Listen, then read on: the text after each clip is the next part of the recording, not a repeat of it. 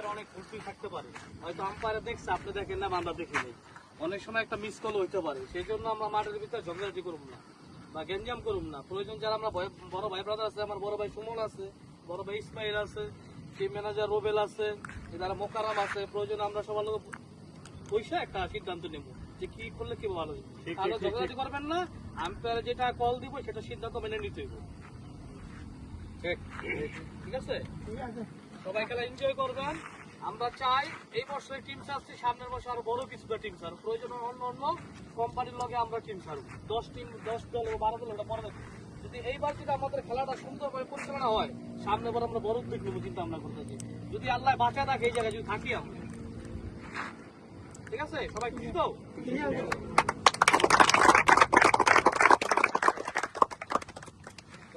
ভাই আমরা সবাই এখানে